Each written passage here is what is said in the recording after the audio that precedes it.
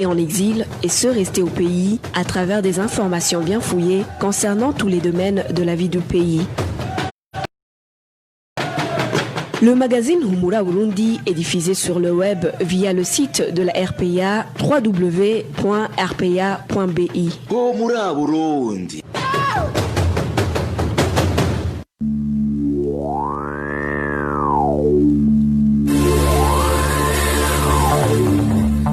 À la présentation, Josiane Mouzaneza. Fabrice Ndimurukundo et Steve Niungeku assurent la mise en onde. Bienvenue, amis fidèles de la RPA, au magazine Humura Burundi de ce mardi 30 juin 2020, dont voici les principales articulations. Sont désormais gratuits pour tous les retraités burundais. La déclaration a été faite ce 30 juin par le numéro 1 burundais. C'était lors du discours à la nation qu'il a prononcé à la veille du 58e anniversaire de l'indépendance du Burundi. Le Rwanda demande que les membres du groupe armé qui a récemment mené une attaque sur son sol soient jugés soit par les juridictions burundaises ou celles du Rwanda. Vous le suivrez dans ce magazine. Et le Burundi enregistre au moins 300 000 naissances par an, du moins selon l'Istebu, une institution qui alerte sur les conséquences dans les années à venir si rien n'est fait pour freiner la croissance démographique plutôt très élevée. Voilà pour le sommaire. Dans quelques poussières de secondes, le développement de ces titres. Encore une fois, bienvenue. Débutons ce journal par un rectificatif. Dans nos journaux d'hier, nous vous avions dit que le nouveau ministre de la Défense et celui de l'Intérieur et de la Sécurité venaient d'une même composante ethnique Hutu, mais ils viennent plutôt d'une même famille politique, le CNDD-FDD, car le ministre de l'Intérieur et de la Sécurité est de l'ethnie Hutu et vient des FDD, branche armée de ce qui est devenu par après le CNDD-FDD. Le ministre actuel de la Défense, lui, vient de la composante Tutsi et est lui aussi issu du parti CNDD-FDD. Et puis les 15 ministres qui constituent le nouveau gouvernement ont prêté serment ce mardi. Toujours en page politique, le gouvernement nouvellement constitué ne reflète pas la volonté du peuple, mais plutôt la tendance monolithique du parti au pouvoir, le CNDD-FDD. Propos du président du parti CNL, Agathon Rwasa, fait également savoir que ce gouvernement a été mis en place pour plaire à une poignée de personnes. Suivez.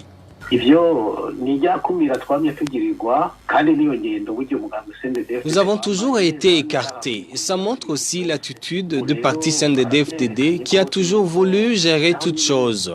Maintenant, ils viennent de le confirmer. Ce n'est même pas tout le parti. C'est une poignée d'hommes qui en profitent. On met en avant les intérêts de quelques personnes. Ils ignorent carrément le bien-être de la population. Nous, parti CNL, c'est normal que nous soyons écartés. Nous nous y attendions. Même s'ils ont été déclarés vainqueurs des élections, en analysant les résultats proclamés par la Cour constitutionnelle, on voit que cette Cour se fout, dénigre les Burundais juste pour le profit de quelques hommes. C'est normal que nous soyons écartés. Sinon, il aurait tenu compte de tout ce monde qui a voté en notre faveur. Le problème n'est pas de siéger au Parlement. La vie du pays ne tourne pas seulement autour de l'Assemblée nationale. Penses-tu que les membres de ce gouvernement sont nouveaux? Ils sont au pouvoir depuis 15 ans et nous avons vu ce dont ils sont capables. Nous leur rappelons que chaque Burundais doit être pris en considération et qu'il a aussi besoin de la liberté et de se développer. Ils doivent aussi travailler pour le bien de la population. Peut-être qu'il y aura un léger mieux.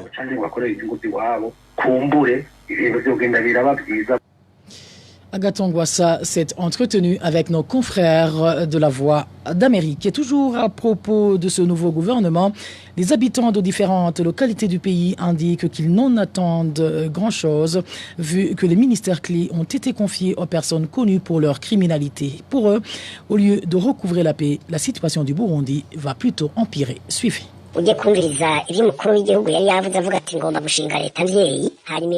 Tenant compte du discours du président, il avait promis de mettre en place un gouvernement d'union nationale. Se retrouver avec un gouvernement composé de Winyoni et de Ndakugarika, c'est vraiment déplorable.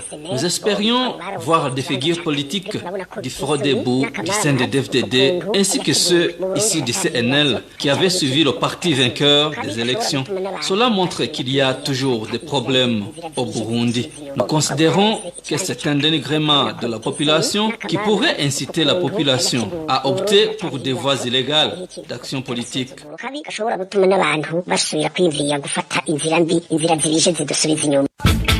La majorité a peur de son nouveau gouvernement de Ndayishimiye Evariste et Bunyoni. Même ceux du parti au pouvoir, ils ont peur, car vous avez toujours entendu des hommes comme Ndakugarika et Bunyoni qui sont très méchants. Mais voilà alors cette fois-ci qu'ils sont à la tête de ce même gouvernement. Ils vont eux-mêmes guider ce pays. On ne sait pas comment les choses vont aller dans notre pays.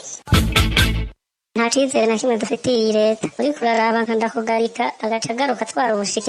gouvernement dans lequel se trouvent Bunyoni et Ndakugarika, à qui on a confié les hautes fonctions du pays, ne nous inspire aucune confiance. Ce sera un pouvoir militarisé. D'ailleurs, nous craignons que même les gouverneurs de province ne soient des militaires ou des commissaires de police. Franchement, notre pays ne va nulle part. Nous attendons rien de ces deux hommes récemment nommés respectivement Premier ministre et le ministre de l'Intérieur et du Développement communautaire et de la Sécurité publique. Par exemple, M. Alain Guillaume Bunyoni, le Premier ministre, nul ne peut se faire oublier que cet homme est accusé par les citoyens du détournement des biens publics à l'événement de différents partisans de l'opposition. C'est le moment de la dictature proprement dite.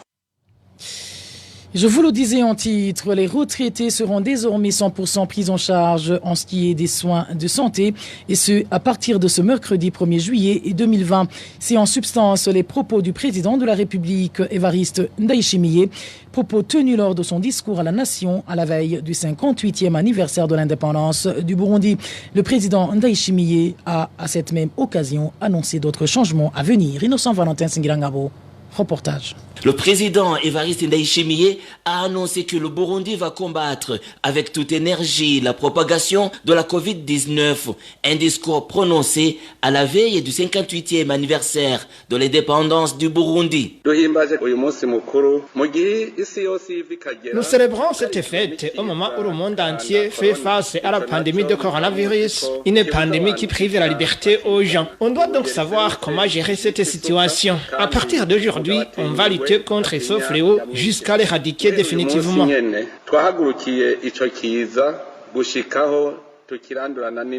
Lèvons-nous tous pour combattre la pandémie à coronavirus qui nous prive de la liberté. Appliquons les mesures prises par le gouvernement dans le but de lutter contre cette pandémie, surtout à travers la campagne baptisée « Je suis guéri, je ne suis pas contaminé et je ne contamine personne ». Il a également souligné que les soins de santé des retraités de la fonction publique seront pris en charge à 100% à partir du 1er juillet, car le gouvernement s'engage à payer les 20% que ces retraités payaient auparavant. À partir du 1er juillet, l'État payera pour les retraités les 20% des frais qu'ils se payaient eux-mêmes pour accéder aux soins de santé. Bientôt, d'autres mesures seront prises pour qu'un retraité puisse vivre dans les mêmes conditions que lorsqu'il était encore en fonction. Dans son discours à la nation, Évariste Ndayishimiye a également demandé à tous les réfugiés burundais de rentrer. Que tout Burundais sente que le pays nous appartient tous. Nous demandons aux réfugiés burundais de retourner dans leur pays natal. Au Burundi, nous devons vivre dans les mêmes conditions et le pays a besoin de nous sans exception aucune. Rentrez au pays tant que vous êtes des Burundais dignes de l'être, car à force de rester longtemps en dehors de votre pays, vous risquez de devenir des marginaux.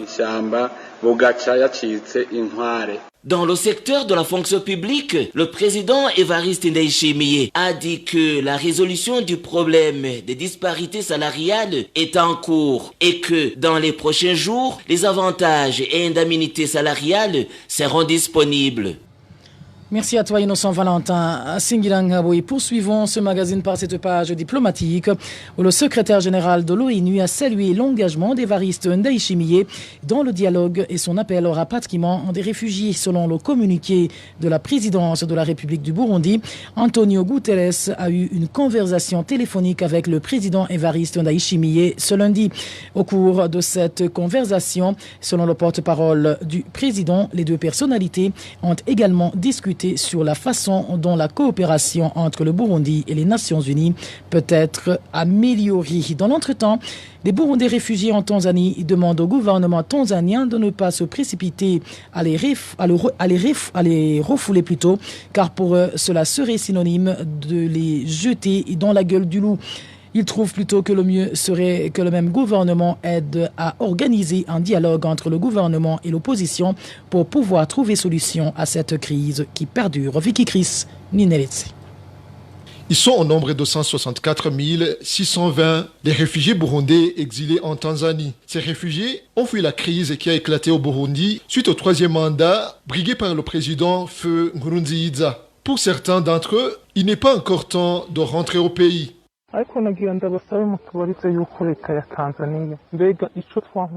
Allez demander au gouvernement tanzanien qu'est-ce qui a déjà changé au Burundi par rapport à ce que nous avons fui.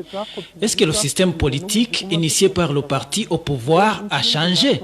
Est-ce que les Imbonerakure qui ont commis des forfaits et qui continuent de les commettre aujourd'hui ont été arrêtés et sanctionnés? Les prisonniers politiques ont-ils été libérés? C'est vraiment très étonnant d'entendre une autorité qui invite les réfugiés à rentrer pour être par après tués.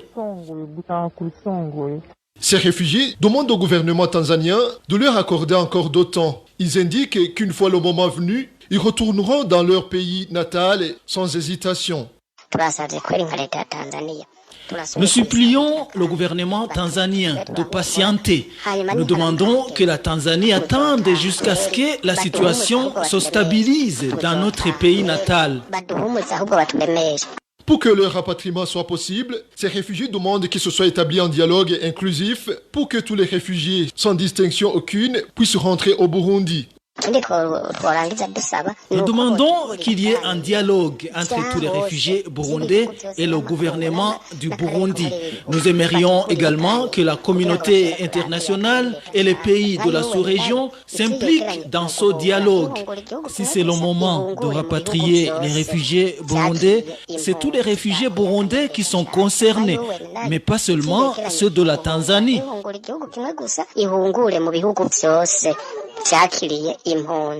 Les réfugiés burundais qui ont fui la crise de 2015 sont au nombre de 333 511 selon le rapport du Haut Commissariat des Nations Unies pour les réfugiés sorti le 31 mai de cette année. Vicky Chris, Ninetse, visite ce mardi du commissaire chargé des questions des réfugiés au sein du ministère tanzanien de l'Intérieur. Dans un langage ironique, cette autorité a fait savoir aux Burundais réfugiés dans ce pays qu'ils ne les reconnaissaient plus, du moins en tant que réfugiés. Et pour cause, il les accuse de s'être rendus au Burundi pour participer aux élections du 20 mai dernier. Nous reviendrons sur cette visite dans notre édition de demain. Retrouvez les différentes productions de la RPA sur Facebook, YouTube, Twitter et sur www.rpa.bi.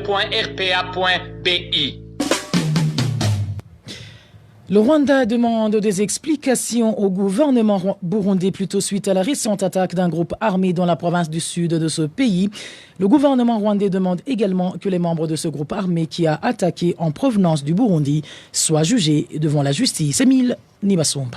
Le Rwanda veut que ceux qui ont attaqué le pays ce samedi soient arrêtés et conduits devant la justice ou bien qu'ils soient extradés dans ce pays afin de payer pour leurs actes. Selon le journal Katy Press qu'il a publié ce lundi, c'est le ministre des Affaires étrangères et de la coopération internationale du Rwanda qui a demandé des explications à son homologue burundais dans une correspondance envoyée samedi, le jour de l'attaque. L'attaque évoquée n'a pas été revendiquée, mais les forces de défense rwandaises avaient précisé ce jour-là que les assaillants étaient venus du Burundi et ont attaqué le secteur de Ruheru dans le district de Nyaruguru. Selon ces forces rwandaises, le groupe composé d'une centaine de combattants s'est ensuite replié vers la province Cibitoke au Burundi, laissant derrière lui 4 cadavres. Durant les combats, 3 combattants ont été capturés. Les armes, les munitions, les équipements militaires et les boîtes de conserve portant un sceau de l'armée burundaise ont également été saisis selon l'armée rwandaise. Après l'attaque, l'armée burundaise n'a pas rejeté les allégations du Rwanda, mais elle a plutôt appelé ses militaires à bien sécuriser les frontières. Le sol burundais ne peut pas être le fief des groupes armés qui perturbent la sécurité dans les pays voisins, a conclu l'armée burundaise dans son communiqué. Émile Nibassumba, en page justice, les dossiers judiciaires à caractère politique ne sont pas traités rapidement par la justice burundaise. Cela ressort du rapport mensuel publié par la CAT Burundi pour le mois de juin, après une enquête faite dans les prisons de Bururi, Gitega, Muramvya, Bujumbura Mairie et Rumonge. Selon Jean-Claude Niburumonsi, responsable de la section juridique au sein de la CAT Burundi, la mauvaise foi serait à l'origine de cette lenteur. Suivez. La CAT Burundi dénonce les mauvais traitements dont subissent les détenus et surtout les détenus poursuivis pour des infractions à caractère politique. Parmi les violations constatées mises à la connaissance du public, il y a notamment la lenteur dans le traitement des dossiers et surtout les détenus politiques ou supposés. Dans cette enquête, ACAT Burundi s'est concentré sur l'état des lieux des dossiers judiciaires des détenus poursuivis pour crimes à caractère politique, tout en se focalisant sur l'absence de diligence observée dans le traitement de ces affaires, ce qui constitue une violation de la Constitution de la République du Burundi. ACAT Burundi a constaté que ces prisons abondent de détenus qui viennent de passer 3 ans en détention préventive et d'autres qui ont interjeté appel il y a de cela plus de 3 ans sans qu'ils aient été programmés pour que leurs affaires soient entendues par le juge d'appel. Jean-Claude Niburumonsi fait également savoir que le problème réside aussi dans le fait que les procédures pénales ne sont pas bien respectées. Encore une fois, Jean-Claude Niburumonsi. La mauvaise foi réside dans ce sens que la plupart de ces affaires qui traînent en appel ont été jugées au premier degré par abus dans une procédure de flagrance. La procédure de flagrance est organisée par le Code de procédure pénale en ses articles 268 à 279. En vertu de cette loi, la juridiction d'appel dispose d'un délai de 15 jours pour statuer à compter de sa saisine. Malheureusement, on a constaté que la procédure de flagrance est appliquée uniquement au premier degré dans la seule intention de priver le détenu des garanties nécessaires pour un procès équitable, notamment le droit à la défense et surtout celui d'être assisté d'un avocat pourtant reconnu par la loi précitée, même en cas de flagrance. L'autre élément qui témoigne la mauvaise foi est qu'après jugement au premier degré, les coaccusés sont transférés dans plusieurs prisons à travers le pays, ce qui cause un handicap majeur dans l'évolution de l'affaire. L'exemple le plus parlant est celui de l'affaire des militaires poursuivis après avoir participé dans l'attaque des camps militaires du 12 décembre 2015 qui ont été transférés dans les prisons de Gitega, Muramvya, Rumonge et la prison centrale de Mpimba. Maître Jean-Claude Niburumonsi, il est chargé des questions juridiques au sein de la CAT Burundi. La justice, c'est aussi la détention depuis 8 mois et 10 jours des 4 journalistes du groupe de presse Iwachu à la prison de Bubanza. Le tribunal de grande instance de Bubanza et la cour d'appel de Nahangwa les ont condamnés à un emprisonnement de 2 ans et demi ainsi qu'au paiement d'une amende d'1 million chacun. Christine Kamikazi, Agnès Ndirubusa, Terence Mhozenzi et Gide Harerimana ont été arrêtés dans la commune Musigati de la province de Bubanza alors qu'ils s'y rendaient pour enquêter sur les combats qui opposaient ce jour-là les forces régulières aux rebelles. Ces journalistes ont été condamnés pour tentative impossible de complicité à l'atteinte de la sécurité intérieure de l'État. Le groupe de presse Iwachu compte porter l'affaire devant la Cour suprême. Et en page droits de l'homme, les étudiants de l'Université du Burundi sont appelés à se concentrer sur leurs études et non à se laisser distraire par des politiciens.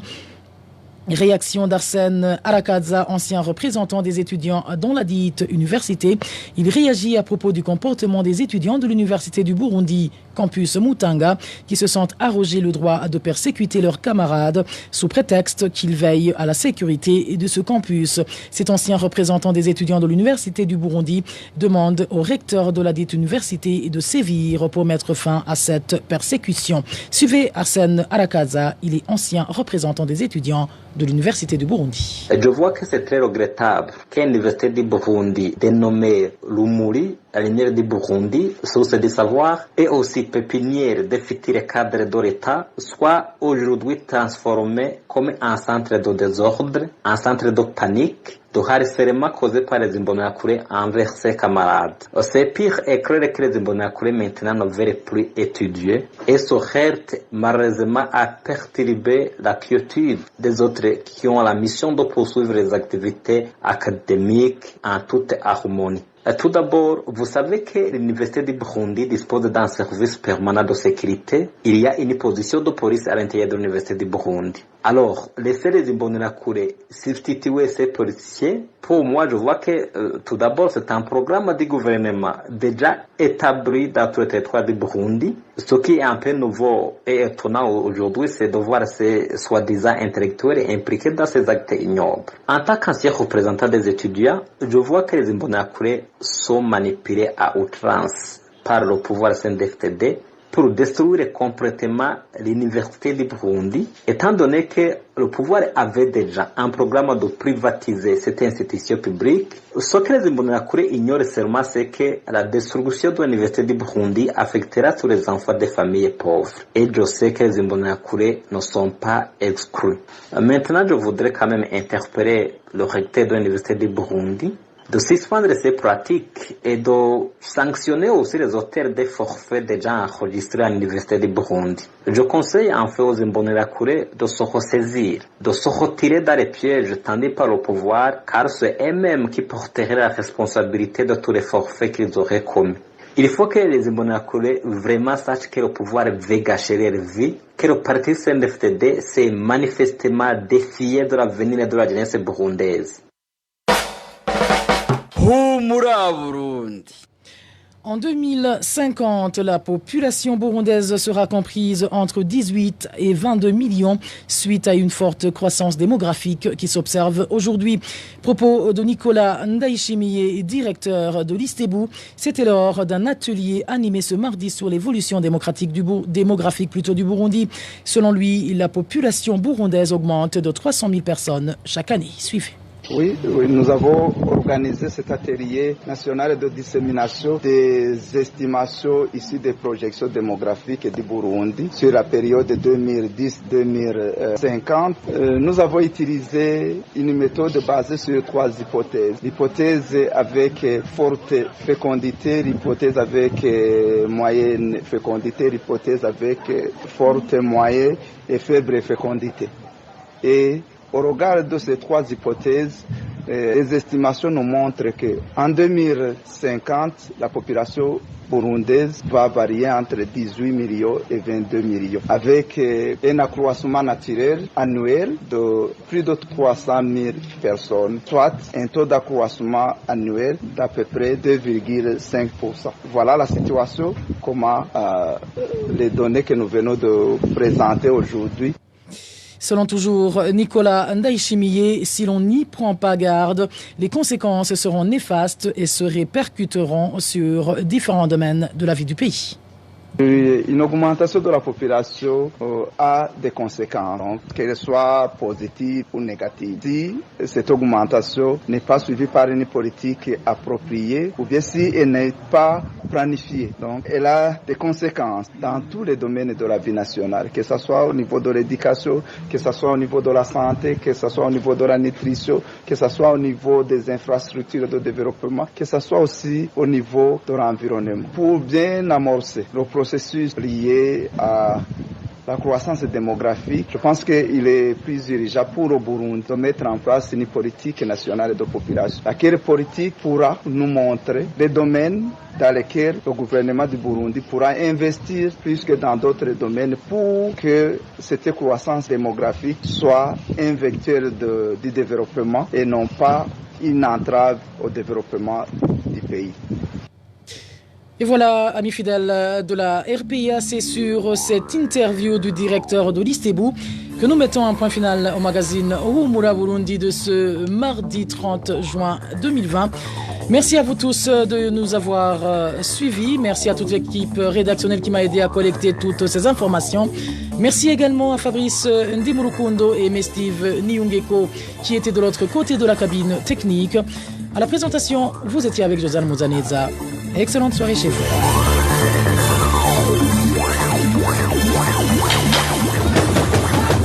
C'était le magazine Humura Burundi. Un magazine campant pour relier les Burundais en exil et ceux toujours au pays à travers une